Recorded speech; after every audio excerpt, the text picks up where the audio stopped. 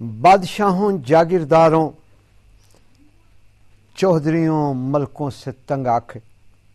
جب انسان نے یہ ارادہ کیا کہ انسان کی انسان پر حکمرانی نہ تو جائز ہے اور نہ ہی زیبا ہے، نہ ہی گوارا ہے، تو قانون کی حکمرانی کا تصور عام ہوا۔ قانون کی حکمرانی سے مراد یہ ہے کہ انسان کسی دوسرے انسان کی منشا اور مرضی کا پابند نہ ہو، بلکہ ایک قاعدہ اور ایک ضابطہ ایسا ہو کہ انسانی معاشرے میں سے ہر فرد جس کی اتباع اور اطاعت کرے۔ یہ ضابطہ اور قاعدہ مبنی بر عدل و انصاف ہونا چاہیے۔ یہ قاعدہ اور ضابطہ ہر کسی کے لیے ایک جیسا اور یکساں ہونا چاہیے۔ یہ قاعدہ اور ضابطہ اپنے نفاذ میں بھی بغیر کسی لحاظ، بغیر کسی خوف اور بغیر کسی لالچ کے نافذ ہونا چاہیے۔ یہ ضابطہ اور اس ضابطے کا ہدف خلق خدا کے لیے خیر و خوبی ہونا چاہیے۔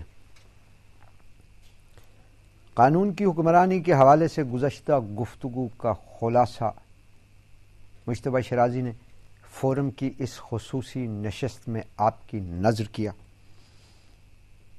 آج گفتگو اسی موضوع کی اہمیت کے حوالے سے اسی موضوع پر جاری رہے گی، اور میرے ساتھ شریک گفتگو ہیں بیرسٹر ظفر اللہ خان صاحب، ممتاز قانون دان ہیں، دانشور ہیں، دینی اور دنیاوی علوم دونوں میں انتہائی اعلیٰ تعلیمی اداروں سے فارغ التحصیل ہیں۔ اللہ کے پاک نام سے گفتگو کا آغاز کرتے ہیں۔ بیرسٹر صاحب، طے پا گیا، ضابطہ ہونا چاہیے، کسی انسان کی مرضی نہیں ہونی چاہیے، کسی انسان کی منشا نہیں ہونی چاہیے، ظلم نہیں ہونا چاہیے، ضابطہ مبنی بر عدل ہونا چاہیے۔ سوال یہ ہے، یہ ضابطہ کون بنائے گا؟ اور جو دوسری شرط آپ نے اس ضابطے کے ساتھ لگائی تھی کہ یہ ضابطہ مبنی بر عدل ہونا چاہیے، یہ کون طے کرے گا کہ یہی ضابطہ مبنی بر عدل ہے یا یہ ضابطہ مبنی بر عدل نہیں ہے؟ ضابطہ بنائے گا کون، اور اس ضابطے کی یہ پہچان، شناخت، جانچ پڑتال، چھان پھٹک کون کرے گا کہ یہ ضابطہ قانون کے وہ عدل کے مطابق ہے یا نہیں؟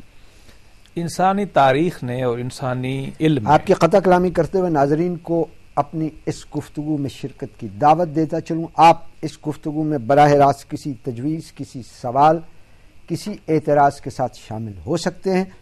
اس کے لیے آپ کو اپنے ٹیلی فون پر ہمارا نمبر ڈائل کرنا پڑے گا۔ میں نمبر اسکرین پہ بھی آپ کو دکھائی دے رہا ہے، میں آپ کے لیے دہرائے دیتا ہوں۔ ہمارا نمبر ہے 051-410-2347 051-410-2347۔ جی بیرسٹر صاحب، انسانی علم نے اور انسانی تاریخ نے ہمیں یہ بتایا ہے کہ مختلف طریقے سے قانون بنتے رہے ہیں، یہ بننے چاہیے۔ اچھا، کچھ لوگوں نے کہا کہ ہم خدا کے نمائندے ہیں، ہم جو قانون دیں گے وہ چلے گا، جس کو ڈیوائن رائٹس کہتے ہیں۔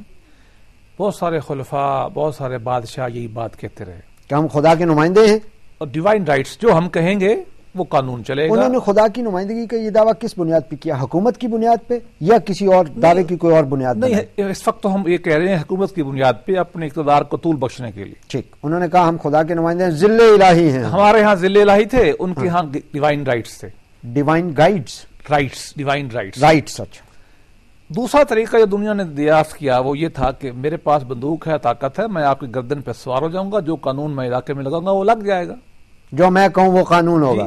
Scissor is the law, yes, I am the Caesar, یہ تھا۔ اچھا، جو بادشاہ یا مغل ہے یا کوئی مورمون ہے یا اینگلو سیکسن ہے، جو بھی آئے گا جس نے قبضہ کر لیا، اس کی جو ول تھی، اس کی جو خواہش تھی وہ قانون بن گئی۔ تیسرا جو تاریخ جو حصہ جو تاریخ ہمیں بتاتی ہے، علم بتاتا ہے۔ آپ کی قطع کلامی کروں گا۔ ہمارے ساتھ ٹیلی فون لائن پہ موجود ہیں راول پنڈی سے اویس صاحب۔ اویس صاحب السلام علیکم۔ سر السلام علیکم، کیا حال ہے؟ ٹھیک ہیں آپ؟ جی بڑی مہربانی، فرمائیے کیا کہیں گے؟ سر میرا سوال تو آپ لوگوں کے سامنے کیا ہوگا، بس ایک چھوٹی سی عرض ہے جی کہ ہم نے یہ ملک اسلام کے نام پر حاصل کیا تھا، درست، اور اس ملک کے لیے ہمارے ماؤں بہنوں، ہمارے آباء و اجداد نے بڑی قربانی دی ہے۔ ٹیپ آ گیا۔ آج آپ لوگ کیا کہنا چاہتی ہیں اس موقع پر کہ ہمارے ملک میں انصاف نام کی کوئی چیز نہیں ہے اور ہماری عدالتوں کا نظام بالکل صفر ہو کر رہ گیا ہے؟ ٹھیک، بالکل ٹھیک ہے، تھینک یو ویری مچ۔ تو تیسرا جو ذریعہ آپ نے کہا، پہلا ذریعہ یہ تھا کہ ایک شخص نے کہا میں خدا کا نمائندہ ہوں لہذا میری بات قانون ہوگی، دوسرے بندے نے کہا یہ پکڑی ہوئی ہے تلوار، اگر میری بات نہیں مانو گے تو تہ تیغ ہوگا۔ تیسرا طریقہ یہ رہا ٹھیک کہ لوگ اپنے قانون خود بنائیں، جس کو ڈیموکریسی کہتے ہیں۔ ڈیمو مین لوگ، اچھا، اور کریسی مین گورنمنٹ، لوگوں کی حکومت، لوگ خود بیٹھ کے قانون طے کریں۔ یہ اصطلاح تو یورپ سے آئی، بلکہ روم سے آئی۔ ڈیموکریسی روم سے پہلے گریک سے بلکہ آئی، گریک سے روم، روم سے ہمارے ہاں۔ اچھا، مسلمانوں نے اس کا لفظ جو بنایا اس کے لیے قرآن پاک نے، وہ شورائیت کا تھا۔ شورائیت، ایک تو وہاں جمہوریت، یہاں ڈیموکریسی، اور یہاں دونوں کی اسینس ایک تھی۔ اسینس یہ تھی کہ لوگوں سے پوچھا جائے۔ قرآن نے ارشاد فرمایا کہ وَشَاوِرْهُمْ فِي الْأَمْرِ، کہ بھائی اے نبی پاک آپ لوگوں سے ان معاملات میں مشورہ کر کے چلیے۔ ٹھیک، اور مسلمانوں کی شان یہ بیان کر دی کہ وَأَمْرُهُمْ شُورَىٰ بَيْنَهُمْ، کہ ان کے معاملات آپس میں مشورے سے طے پاتے ہیں۔ شرائعت میں اور ڈیموکریسی میں صرف ایک فرق تھا، وہ یہ تھا کہ جمہوریت میں آپ اپنی مرضی سے جو چاہے کر سکیں، شریعت میں یہ تھا کہ اللہ کے احکامات کی روشنی میں آپ جو چاہے کریں۔ اچھا، یہ ایک بنیادی فرق تھا کہ آؤٹر وال جو ہے، حدود جو ہے ایک طے کر دی گئی، اس کے اندر آپ کو کہا گیا کہ جاؤ۔ امجد صاحب ہیں کوٹی ستیہ سے ہمارے پاس ٹیلی فون لائن پہ موجود ہیں، ان کا بھی ذرا سوال لے لیں۔ جی امجد صاحب السلام علیکم۔ جی وعلیکم، جی فرمائیے گا۔ السلام علیکم۔ ہلو، جی امجد صاحب فرمائیے، میں آپ کو سن رہا ہوں۔ کال ڈراپ ہو گئی۔ جی، تو یہ تین بنیادی طریقہ کار رہے ہیں دنیا میں قانون سازی کے۔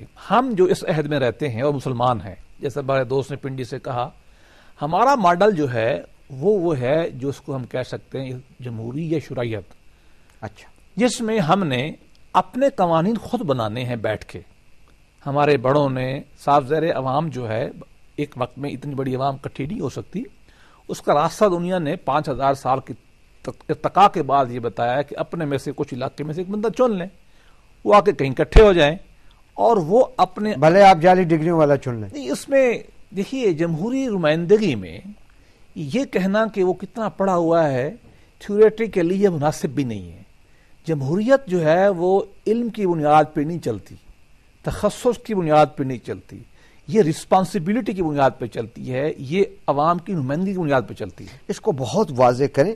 دیکھیں ایک بہت بڑا اعتراض آ رہا ہے، کہا یہ جاتا ہے جناب یہ نااہل ہیں، ان کو آتا جاتا کچھ نہیں، یہ لا گریجویٹس نہیں ہیں اور لیجسلیشن کے لیے بیٹھ جاتے ہیں، یہ تو کوئی بات نہ ہوئی جناب۔ دیکھیے ایک ہے کوئی آدمی اتنا بددیانت ہے کہ وہ جھوٹ بول کے یا جعلی کاغذ لے کے آئے، وہ بالکل بات اور ہے، وہ علیحدہ بات، وہ اخلاقی بات جی۔ ہے۔ لیکن یہ کہ عوام کا حق انتخاب آپ کسی طریقے سے بھی کوالیفائی نہیں کر سکتے۔ یہ دنیا میں رہا ہے کہ صرف وہ نمائندہ کریں گے جس کی 1000 ایکڑ زمین ہے، صرف وہ نمائندگی عوام کریں گے جو کلرجی کے یا مولوی یا پوپ کے نمائندے ہیں، یا وہ کریں گے جو جاگیردار ہیں۔ یہ تمام آراء، تمام فکر اور فلسفے دنیا مسترد کر چکی ہے۔ حبیب اللہ صاحب ہیں پشاور سے، ہمارے ساتھ ٹیلی فون لائن پہ موجود ہیں۔ جی حبیب اللہ صاحب السلام علیکم۔ وعلیکم السلام جناب، وعلیکم السلام۔